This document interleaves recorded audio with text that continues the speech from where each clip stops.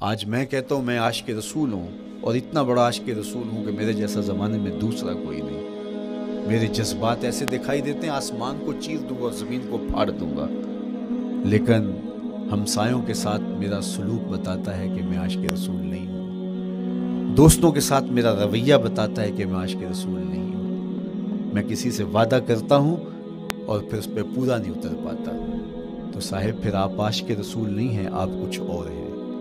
عشق رسول تو یہ ہے کہ میرے محبوب علیہ السلام نے کسی سے عہد کیا ہے کہ تمہارے آنے تک میں یہاں کھڑا ہوں، اور وہ جا کے بھول جاتا ہے، اور میرے حضور 3 دن وہاں منتظر رہتے ہیں۔ وہ اچانک گزرا اور دیکھا تو حضور علیہ السلام کھڑے ہیں، تو خود پریشان ہوا، صرف اتنی بات اسے کہی، صاحب تو نے مجھے مشکل میں ڈال دیا، تو نے مجھے مشقت میں ڈال دیا۔ عہد کیا ہے تو پھر اس کی پاسداری نبھا کے دکھائی۔ اللہ اکبر! میں اگر حضور سے محبت کرنے والا ہوں تو میرا رویہ بتائے کہ میں عاشق رسول ہوں۔ میری زبان پہ جھوٹ نہیں بول سکتی۔ آپ سے پوچھا گیا کہ مومن بزدلی کر سکتا ہے؟ کہا نہیں، بہادر ہوتا ہے، لیکن ہو سکتا ہے کبھی اس سے بزدلی سرزد بھی ہو جائے۔ پھر پوچھا گیا کہ مومن بخیل ہو سکتا ہے؟ کہا نہیں، سخی ہوتا ہے، لیکن ہو سکتا ہے کبھی اس سے بخل بھی سرزد ہو جائے۔ پھر تیسرا سوال حضور سے کیا گیا، مومن جھوٹا ہو سکتا ہے؟ فرمایا جھوٹا نہیں ہو سکتا، یہ پکی بات ہے کہ مومن جھوٹ نہیں بول سکتا۔ میں اور آپ اپنے رویوں میں دیکھیں کہ ہم کھڑے کہاں ہیں۔ آج ہم ان جگہوں پہ بھی جھوٹ بولتے ہیں جہاں جھوٹ بولنا ہماری مجبوری بھی نہیں ہوتی، چونکہ یہ ہماری فطرت ثانیہ اور عادت بن چکا ہے، اور ہم اس کو برا ہی نہیں سمجھتے۔ جبکہ جھوٹ جب کوئی شخص بولتا ہے، حدیث پاک میں آتا ہے اس کے منہ سے بدبو نکلتی ہے، رحمت کے فرشتے 1 میل دور ہٹ جاتے ہیں۔ اور سویر سے شام تک جب ہمارے معمولات یہ ہوں تو پھر ہم کہاں کھڑے ہیں اور رحمت کے فرشتے کہاں کھڑے ہیں؟ تو حضور علیہ السلام کی سنت کا اتباع حضور کی محبت کی دلیل ہوگی۔ امام قرطبی نے لکھا ہے، اللہ کی محبت کا کوئی دعویٰ کرے تو کیا دلیل ہوگی کہ یہ واقعی محب الہی ہے؟ تو کہا اللہ سے محبت کا دعویٰ کرنے والے کے لیے دلیل یہ ہے کہ وہ قرآن سے پیار کرے۔ قرآن سے پیار اور قرآن سے محبت کی دلیل یہ ہے کہ حضور کا پیار سینے میں رکھے۔ حضور سے محبت کی دلیل یہ ہے کہ سنت رسول سے پیار کرنے والا ہو، اور سنت رسول سے پیار کرنے کی دلیل یہ ہے کہ بدعات سے اجتناب کرنے والا ہو۔ ہر وہ طریقہ جو میرے حضور نے نہیں دیا اس کو اختیار نہ کرے، اس طریقے کو اختیار کرے جو حضور علیہ السلام کا عطا کرتا ہے۔ تیسری بات، عقل الحلال۔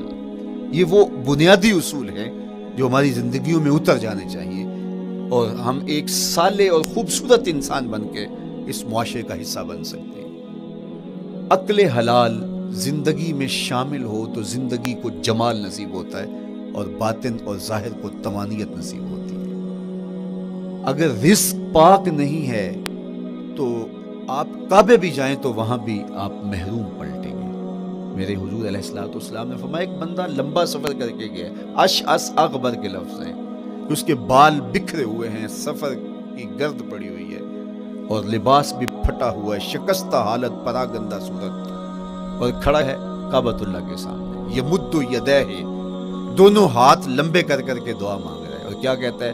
اے اللہ، ومطعمہ حرام ومشربہ حرام وملبسہ حرام وغذی بالحرام۔ فرمایا اس کا کھانا حرام کا ہے، اس کا پینا حرام کا ہے، اس نے جو لباس پہنا ہے وہ حرام کا ہے۔ میرے حضور فرماتے ہیں بتاؤ اس کی دعا کیسے قبول ہوگی؟ اب لمبا سفر کاٹ کے حرم کعبہ میں پہنچے، غلاف کو پکڑ پکڑ کے دعائیں کر رہا ہے، لمبے لمبے ہاتھ کر کے دعائیں مانگ رہا ہے، ملتزم سے لپٹا ہوا ہے، حتیم میں سجدہ ریز ہو کے رو رو کے دعائیں مانگ رہا ہے، لیکن دعا قبول نہیں ہوتی۔ کیوں؟ اس لیے کہ اس کے پیٹ میں لقمہ حرام کا ہے، اس کے بدن پہ لباس حرام کا ہے۔ تو اسلام نے جتنا زور حلال کمانے، حلال کھانے اور حلال اختیار کرنے پر دیا ہے، تو ایک مومن اگر اسلام کے مبادیات سے بھی آگاہ ہو تو اس کی تو زندگی کے اندر جو ہے وہ حرام گھس ہی نہیں سکتا ہے، بلکہ وہ مشکوک سے بھی اجتناب کرے۔ چوتھی چیز، کف الاذی۔ اپنے آپ کو ایسا بناؤ کہ تمہارے وجود سے کسی کو ضرر اور تکلیف نہ پہنچے۔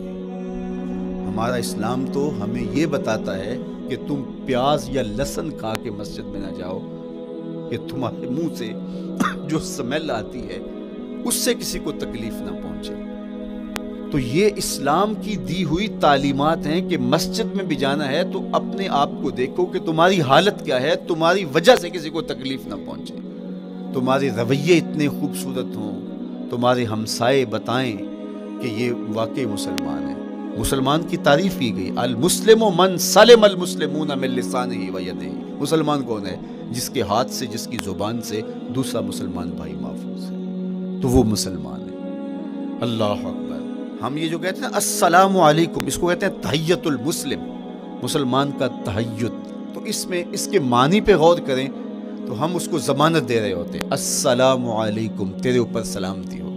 تو ہم اپنی جانب سے اسے ضمانت دیتے ہیں، میرے بھائی میری طرف سے تیری عزت، تیری جان، تیری آبرو سلامت ہے، اب میری جانب سے تو پریشان نہیں ہونا، میں تجھے سلامتی کی ضمانت دیتا ہوں۔ اور وہ آگے سے کیا کہتا ہے؟ وعلیکم السلام، میرے بھائی پھر میری جانب سے بھی تیرا سب کچھ محفوظ ہے۔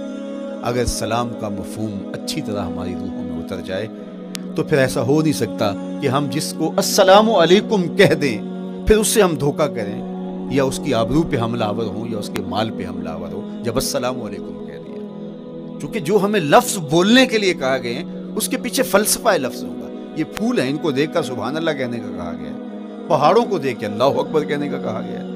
پہاڑوں کو دیکھ کے سبحان اللہ کہہ دیں اور پھولوں کو دیکھ کے اللہ اکبر کہہ دیں، ایسا کیوں نہیں کہہ دیتے؟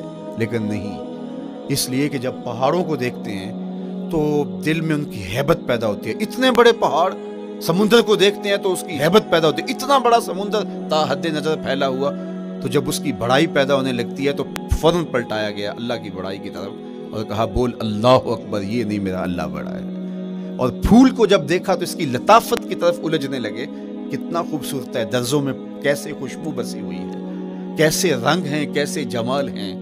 اللہ اکبر۔ وہ کیا کسی نے کہا تھا نا کہ درزوں کی لطافت میں خوشبو نے اماں پائی، گل چیرنے والے نے کس شان سے چیرا ہے۔ تو کیا کمال ہے یار، کیا پتیاں ہیں، کیا رنگ ہے، کیا خوبصورتی ہے، کیا لطافت ہے۔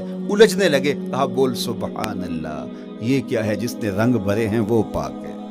تو تیرا دل الجھ نہ جائے تو جو ہم بولتے ہیں، لفظ جہاں بھی بولتے ہیں اس کے پیچھے ایک فلسفہ ہوتا ہے۔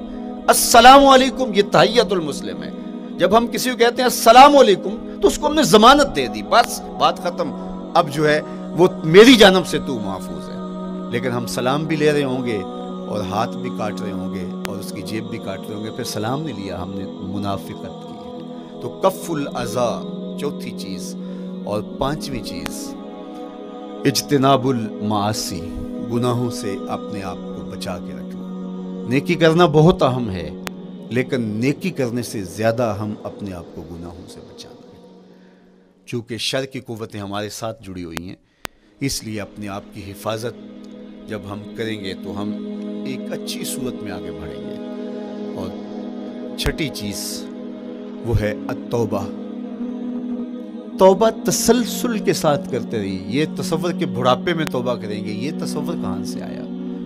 یا ہمارے ہاں آج کل یہ کلچر پیدا ہوا ہے کہ لیلۃ القدر یا شب رات کے دن سارے جڑ کے توبہ کرنے بیٹھ جاتے ہیں اور پورا سال اپنی مرضی کی زندگی گزارتے ہیں۔ ایسا نہیں ہے۔ میرے حضور کے دامن پہ ایک بھی گناہ کا دھبا نہیں تھا۔ ہم نبیوں کی عصمت کے قائل ہیں، کسی نبی پر کوئی گناہ کا دھبا نہیں ہوتا۔ اگر اس امکان کو بھی تسلیم کر لیا جائے تو ساری شریعت مشکوک ہو جاتی ہے، لیکن اس کے باوجود حضور فرمایا میں دن میں اللہ سے 100 بار توبہ کرتا ہوں، ایک دن میں 100 مرتبہ توبہ کرتا ہوں۔ میں اور آپ دیکھیں کہ ہم کیا اس معمول کو اپنی زندگی میں شامل کیے ہوئے ہیں۔ جب انسان توبہ کرتا ہے، جب غسل کر لیتا ہے نا ایک دفعہ، تو پھر وہ بچ بچ کے چلتا ہے کہ کوئی گرد دوبارہ پڑ نہ جائے، اور جب وہ لتھڑا ہوا ہو تو پھر اس کو پرواہ بھی نہیں ہوتی۔